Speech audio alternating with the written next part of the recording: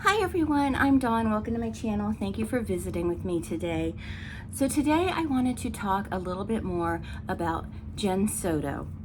Now, I'm sure most of you have already seen the police body cam footage from her mom's office where the police officer went and took the initial report on Madeline, the missing person report.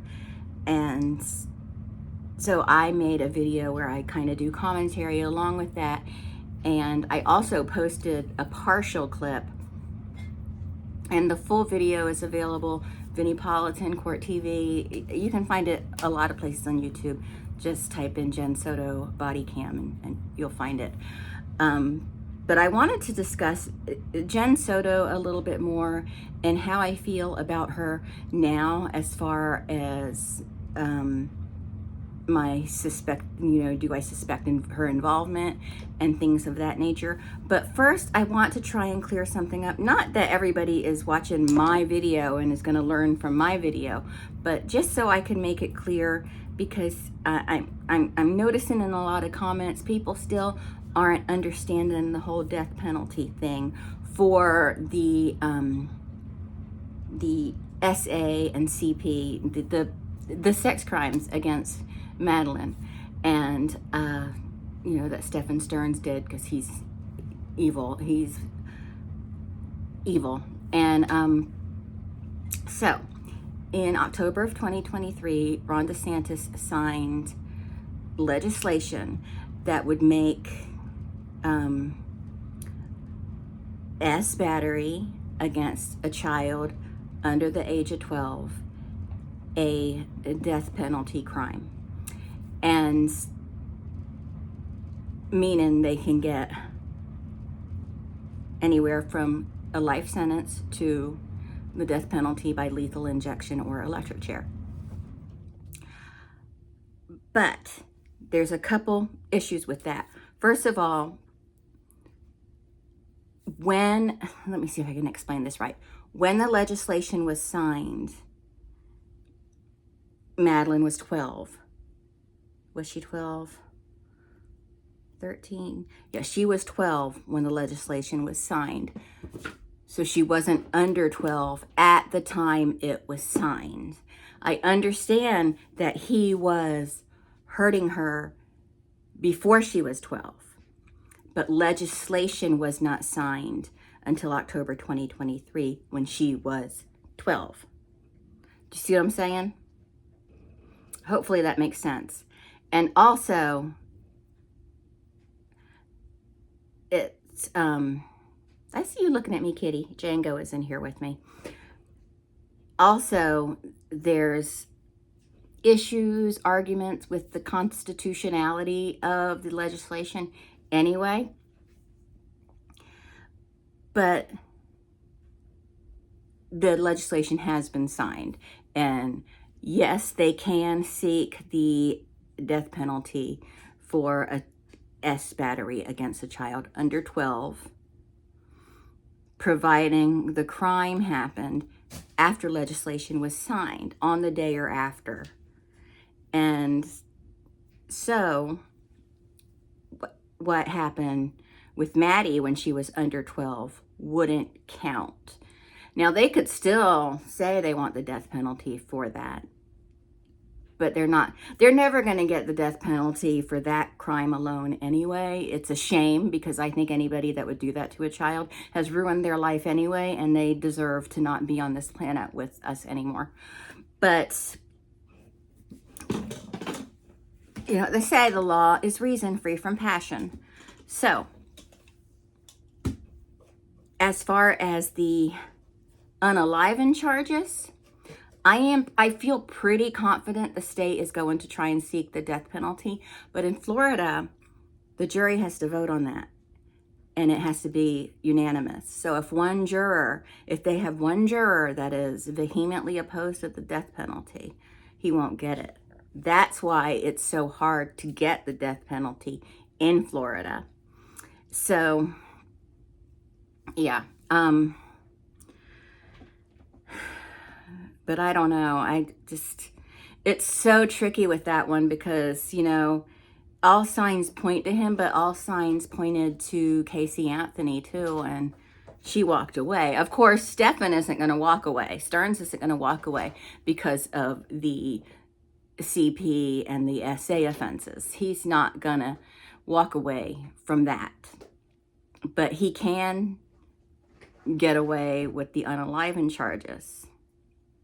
So, I don't think he will. I just don't think that'll happen. But, you know, I keep going back to the Casey Anthony thing. I think the evidence that they have against Stefan Stearns, though, is a lot stronger than the evidence they had against Kaylee Anthony.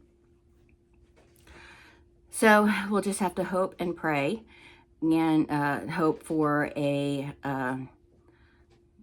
favorable jury that will, if he gets found guilty of it, that they will be in favor of the death penalty. I am not usually for the death penalty, but some cases I am, and this one I am. But so let's go on to Jenn Soto. So after I watched the body cam video, now I've always been like on the fence about her, on how she was, on what I felt like her responsibility was to her legally. I absolutely think she's responsible for the health and well-being of the child, and it was her responsibility to protect her from Stefan Stearns. Someone left a comment for me saying something along the lines, well, she was the only one working, so that's how she was taking care of her. Doesn't matter.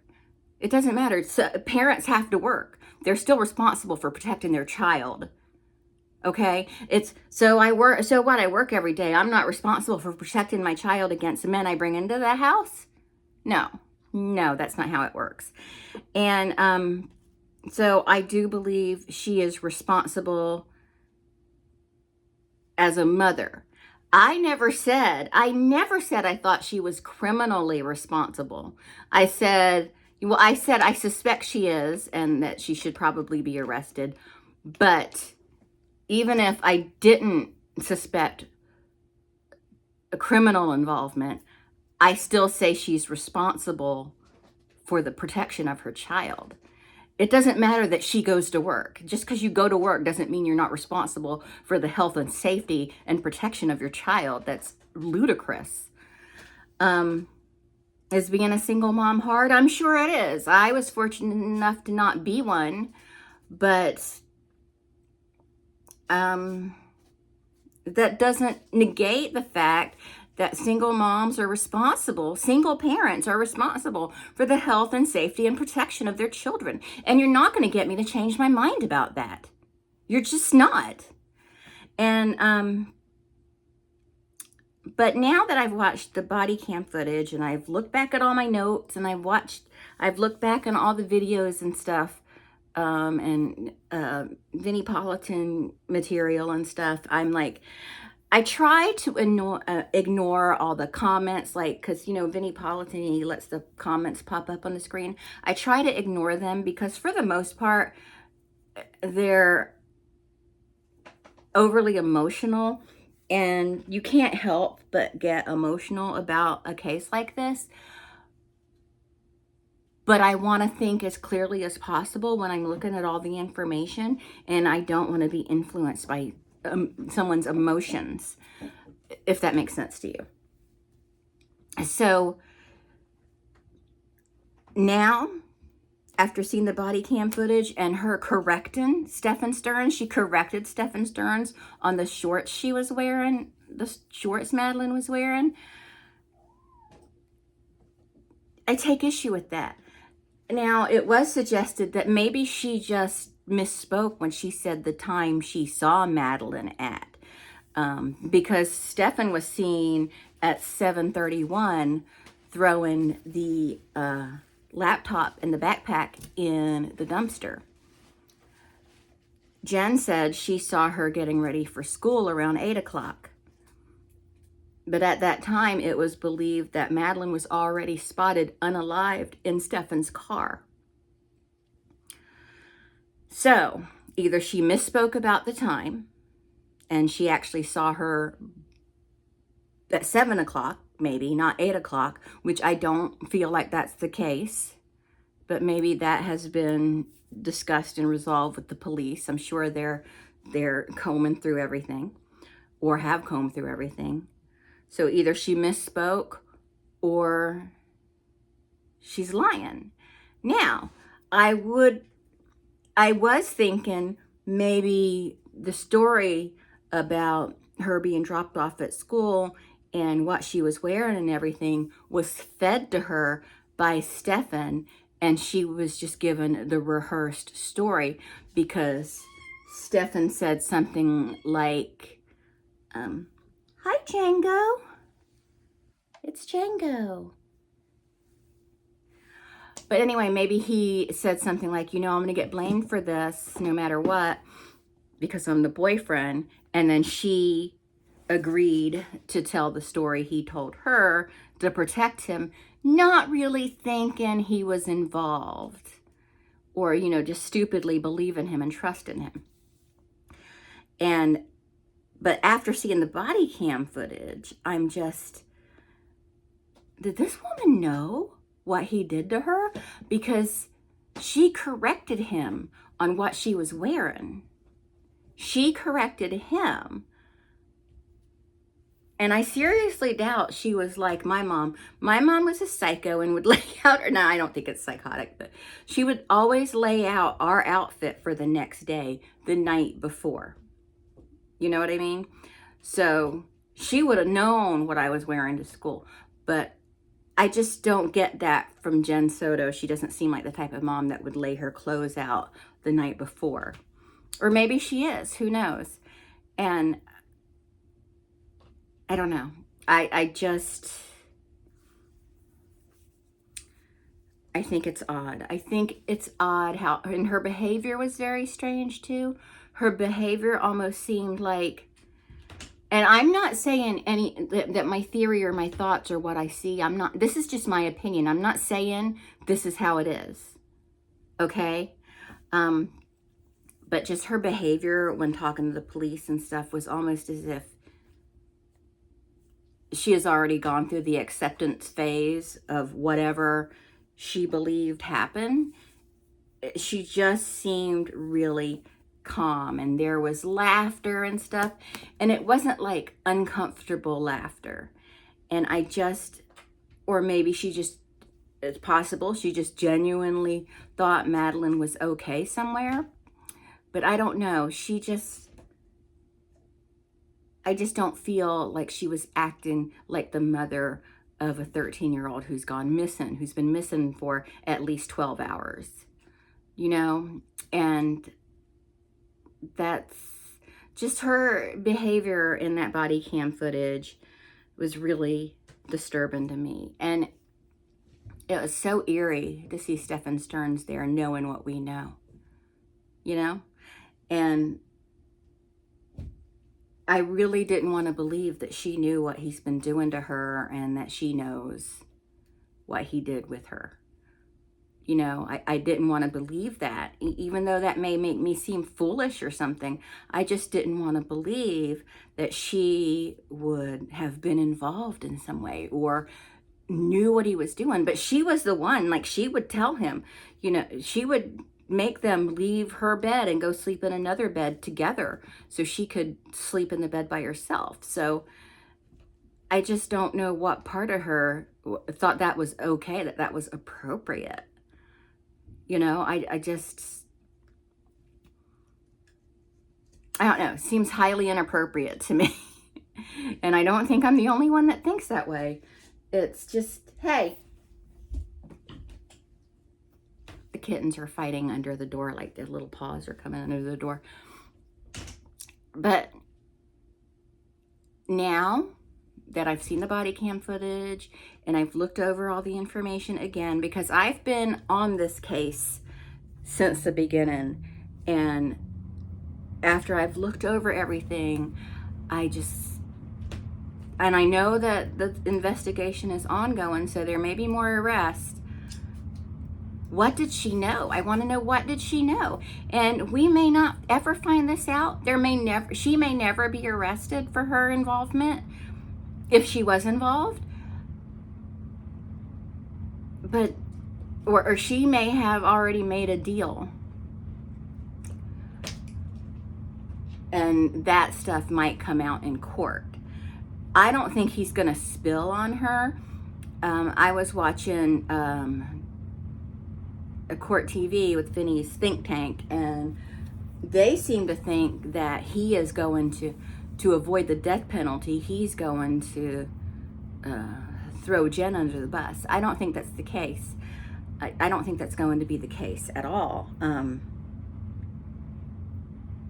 He might just roll the dice with the jury, because only one juror has to be opposed to the death penalty to keep him from getting the death penalty. But and people are saying, oh well, he'll get it in prison one way or the other. He'll probably be in protective custody, to be honest with you. But then again, maybe not.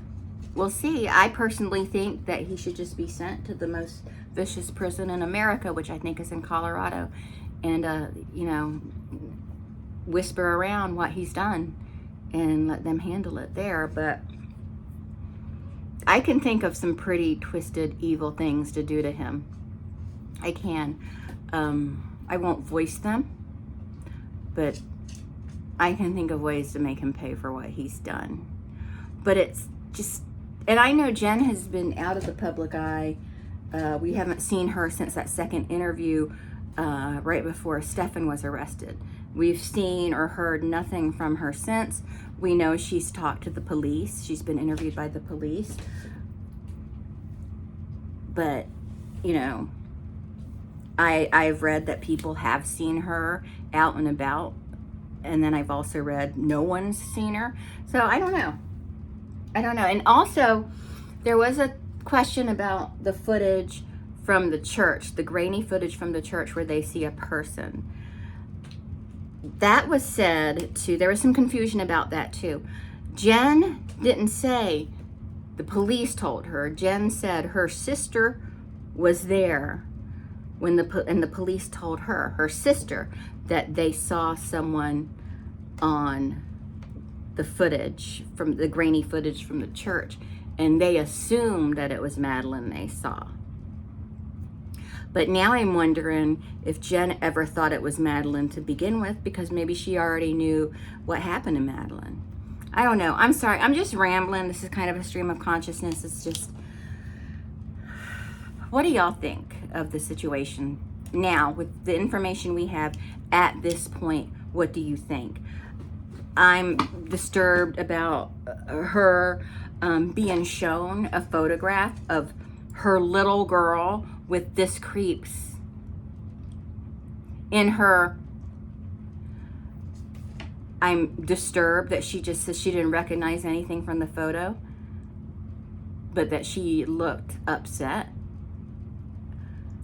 Was it upset nervous, or upset like she is devastated? Because I think most of you moms out there, once seeing that photo, if you hadn't known anything before, would have been up demanding a visit with this jerk. You know? I think you would. They wouldn't allow it. There's no way they would allow it, but what do you think, Django? What do you think of all this? What do you think of all this, Django? You want to go play? Go play with your brother. Okay, well, that's it. I'm going to go. I just wanted to talk about that some more. I'm actually going to write some things down because I do want to go over the whole case again, all the materials I have. And just, again, I'm not going to read the details from the legal documents that list what's in the images, because it is highly disturbing. I'm just glad I didn't see the images. I don't think they're available for just the general public to see anyway. But it's just so messed up. It's so disgusting. He is a disgusting human being, and he needs to be ended personally. Hi. Okay, I'm sorry there's so many interruptions with kittens, but you know, kittens, it's like having little toddlers around. Okay, so I'm gonna go play with the kittens before bedtime, and I will talk to everyone later. Bye.